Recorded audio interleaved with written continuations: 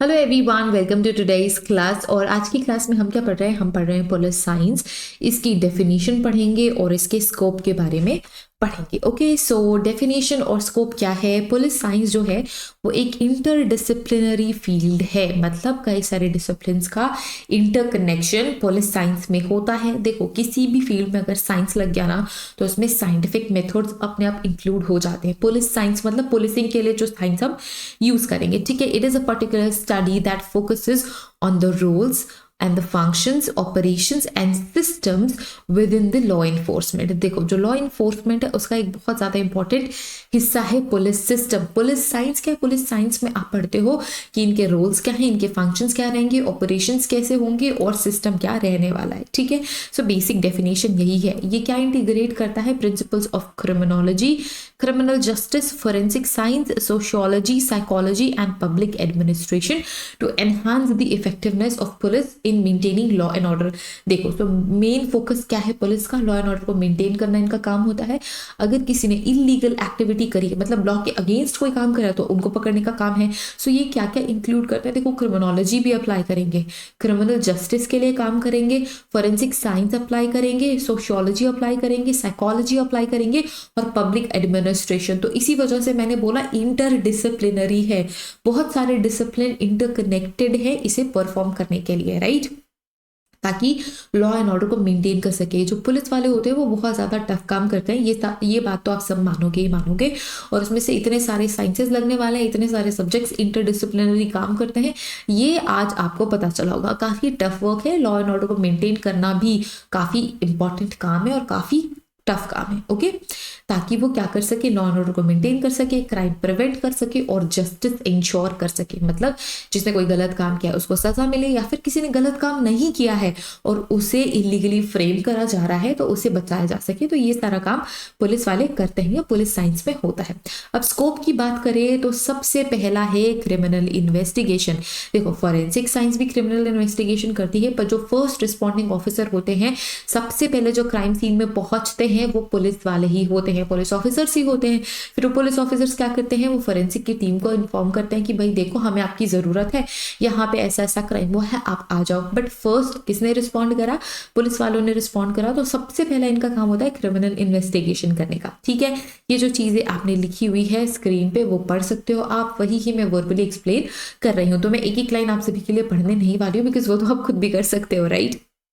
Okay, so let's continue with the scope of forensic science. दूसरा क्या है? Crime prevention.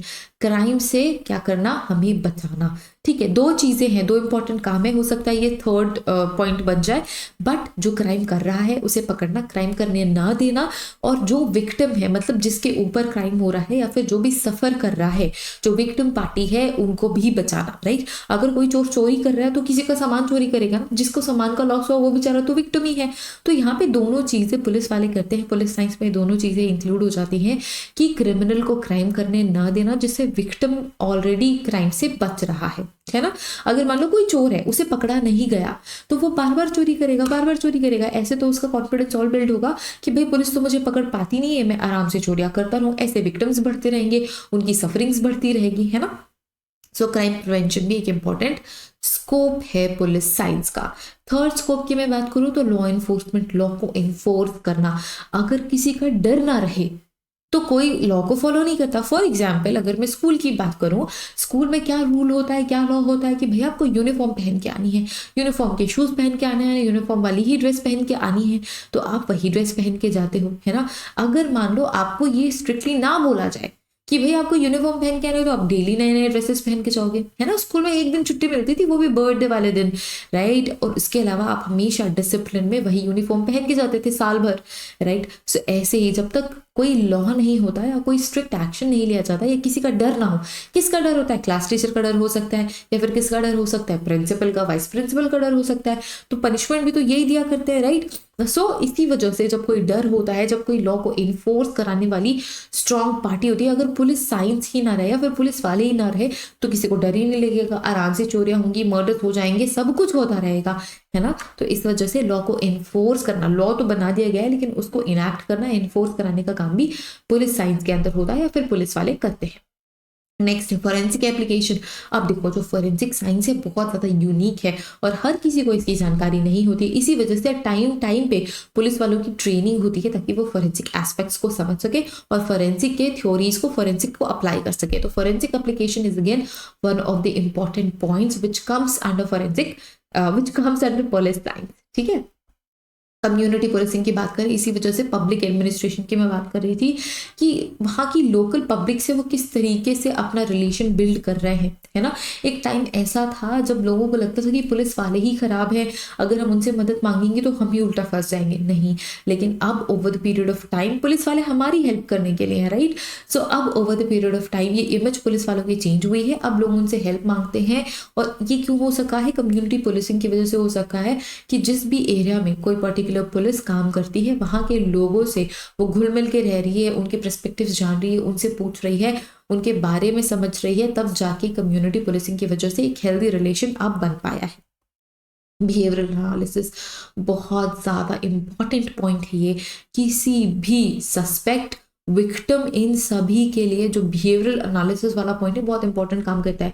आप देखना जब पुलिस कोई भी क्राइम सीन पे पहुंचती है या जो पुलिस वाले हैं वो सबको शक की निगाहों से देखते हैं, उनकी नज़रों में हर एक इंडिविजुअल सस्पेक्ट है, चाहे वो उसी घर का मेंबर क्यों ना। एक रीसेंट केस मैं आप सभी के साथ शेयर करती हूँ, नॉट सो रीसेंट और यू कैन से रीसेंट। तो एक फैमिली में 4 इंडिविजुअल्स थे, हस्बैंड वाइफ और एक बेटा एक बेटी, उनके एक बेटा और एक बेटी का, एक बेटा और बेटी रहते थे, यही पूरी की पूरी स्टोरी है। जो आदमी था वो एनएसजी कमांडो रह चुका था, मतलब वो जो हस्बैंड था, मतलब जो वो इंडिविजुअल था वो एनएसजी का मेंबर था, मतलब अपने समय में उसने एनएसजी को सर्व किया था एज अ एनएसजी। वो उसने हमारे देश की रक्षा करी थी, हमारे देश के लिए सेवा करी थी। एनएसजी के बारे में भी हमने पढ़ा हुआ है ऑलरेडी, है ना। सो एज अ एनएसजी उसने क्या करा था, देश को सर्व करा था। और उसका एक बेटा था जो कि बॉक्सर था, मतलब स्टेट लेवल्स बॉक्सिंग चैंपियंस उसने जीते हुए थे। और एक बेटी थी जो कि पढ़ने में बहुत ज़्यादा अच्छी थी। सडनली एक दिन 3 लोगों की डेथ हो जाती है उस घर में। वो था वो हस्बैंड, उसकी वाइफ और उसकी बेटी। एंड उसका जो बेटा होता है वो बहुत ज़्यादा रो रहा होता है जैसे ही वो जिम से आता है, क्योंकि बॉक्सर था तो जिम जाया करता था। जिम से आता है तो देखता है 3 बॉडीज पड़ी हुई है घर में। वो रोते रोते घर से बाहर निकलता है, सब इकट्ठा होते बताता है कि किसी ने मेरे पेरेंट्स को और मेरी बहन को मार दिया, राइट।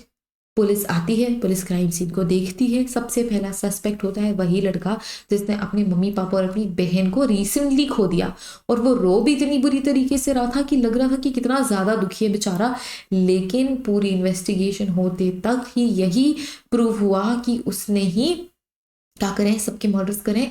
और रीज़न सिर्फ ये था कि वो पढ़ने में अच्छा नहीं था, तो उसके पापा रिसेंटली तो उसके पापा उसको अक्सर डांटते मारते थे बचपन से ही। तो इस वजह से उसके मन में ये बिल्ड हो गया था कि मुझसे नफरत करते हैं, मेरी बहन को प्यार करते हैं और मुझे इसी तरीके से मारते जलील करते रहते हैं, तो मैं सबको मार दूंगा।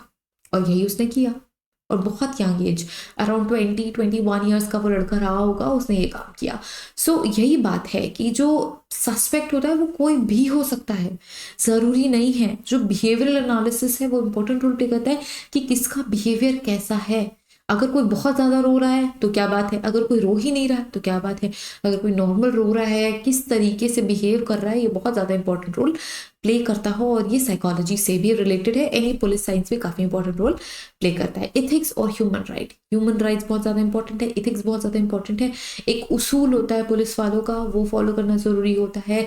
और ह्यूमन राइट्स को नहीं खराब करना होता, मतलब अगर कोई विक्टिम है या कोई सस्पेक्ट है, लेट्स से कोई क्रिमिनल भी है, तो उसका भी ह्यूमन राइट है, तो ह्यूमन राइट को वायलेट नहीं किया जाता।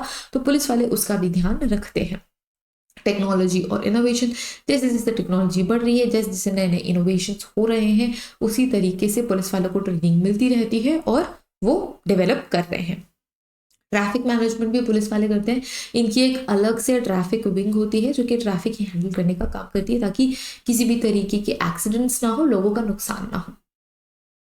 काउंटर टेररिज्म, तो बहुत सारी ऐसी हमारी पुलिस फोर्सेज हैं जो कि टेररिज्म को काउंटर करने का काम करती है, हमें प्रोटेक्शन प्रोवाइड करती है।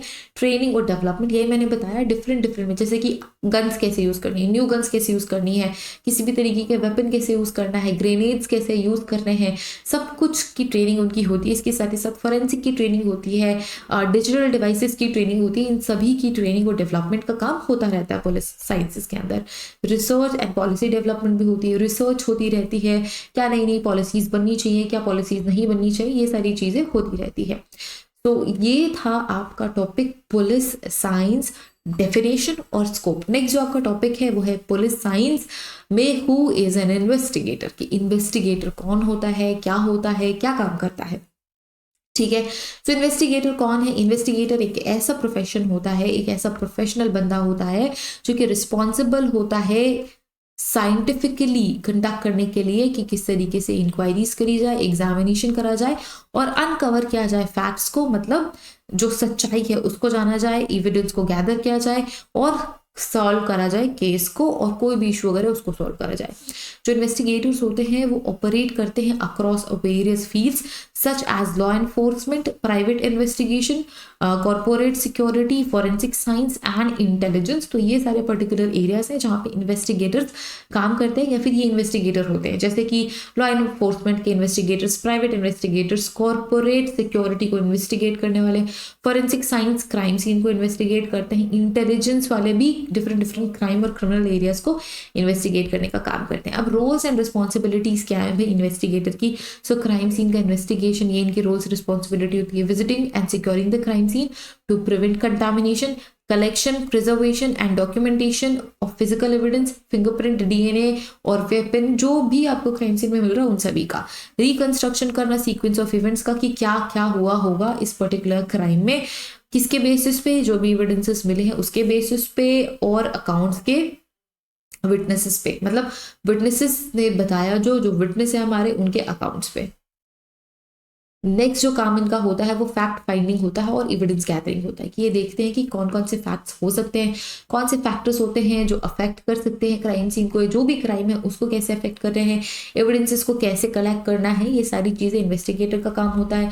इसके अलावा एनालिसिस और रिपोर्ट करना भी इन्वेस्टिगेटर का काम होता है। अब आपके पास एविडेंसेस है, आपके पास एक हाइपोथेटिकल थ्योरी है जिसपे आप काम करने वाले हो, फिर आप एनालाइज करके ये देखते हो कि जो आपने हाइपोथेटिकल एक स्टोरी बनाई है, जो थ्योरी बनाई है वो कितनी काम कर रही है, कितनी सही साबित हो रही है एविडेंसेस के बेसिस पे, और उसके अकॉर्डिंग आप रिपोर्ट का फॉर्मेशन करते हो। नेक्स्ट है स्पेशलाइज्ड इन्वेस्टिगेशन। सो अलग अलग स्पेशलाइज्ड वर्क के लिए भी नई नई टीम्स बनाई जाती है, जैसे कि फॉरेंसिक इन्वेस्टिगेशन। इसमें भी कौन से क्राइम सीन को आप विजिट कर रहे हो, क्या वहाँ पे बायोलॉजिकल एविडेंसेस मिलेंगे, केमिकल एविडेंसेस मिलेंगे, डिजिटल एविडेंसेस मिलेंगे, तो इनके जो स्पेशलाइज्ड पर्सन होते हैं उनको उन क्राइम सीन्स पे भेजा जाता है। साइबर इन्वेस्टिगेशन करना, कॉर्पोरेट इन्वेस्टिगेशन करना, ये सारे स्पेशलाइज्ड एरियाज होते हैं, ये सारे स्पेशलाइज्ड विंग्स होते हैं। ठीक है, कोलैबोरेशन की अगर मैं बात करूँ तो working with law enforcement agencies, forensic experts and legal teams, इन सभी का कोलैबोरेशन होता है। कोऑर्डिनेट करना इंटेलिजेंस एजेंसीज का डिफरेंट केसेस के अंदर, चाहे वो ऑर्गेनाइज क्राइम्स हो या टेररिज्म के अंदर वो सारी चीजें आ रही हो। ठीक है, मेडिकल और साइकोलॉजिकल एक्सपर्ट्स के साथ कोऑर्डिनेट करना, कंसल्ट करना, ताकि ये पता लगा जा सके कि रियल टाइम क्या था डेथ का, रियल रीजन क्या था डेथ का। ठीक है, प्रॉब्लम सॉल्विंग एस्पेक्ट होना चाहिए कि जो भी प्रॉब्लम आपके सामने है, चाहे वो कोई सा भी केस हो, कोई भी क्राइम केस हो या नॉन क्रिमिनल केस हो, आप उसे किस तरीके से सॉल्व करेंगे, यही एक इन्वेस्टिगेटर का काम होता है। Ethics and confidentiality is again a very important point. Ethics follow करना बहुत ज्यादा जरूरी है। अगर कोई आपको पैसों का लालच दे रहा है तो पैसे लेके गलत रिपोर्ट बना देना is not, it does not come under the ethical step. Confidentiality maintain करनी होती है।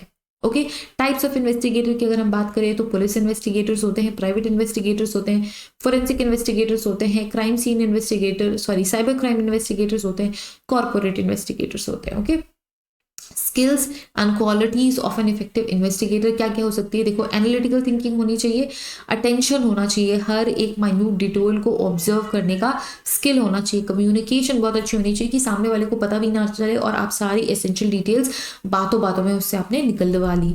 इसके अलावा परसिस्टेंस होना चाहिए, टेक्निकल एक्सपर्टीज होनी चाहिए, एथिकल इंटीग्रिटी होनी चाहिए। ठीक है, ये सारी चीजें हमने कवर कर ली। देखो, ये सारी चीजें आपको ना जल्दी जल्दी कवर करनी है। क्यों जल्दी जल्दी कवर करनी है? क्योंकि ये जो एरिया है यहाँ से प्रीवियस ईयर और previous to previous year question आए ही नहीं थे। इस ईयर एक या दो से ज्यादा क्वेश्चन इस पर्टिकुलर एरिया से पूछे ही नहीं जाएंगे, तो हम जो भी चीजें इंपॉर्टेंट है वो कवर करते हुए चल रहे हैं। Okay, so next topic is investigator and his qualities.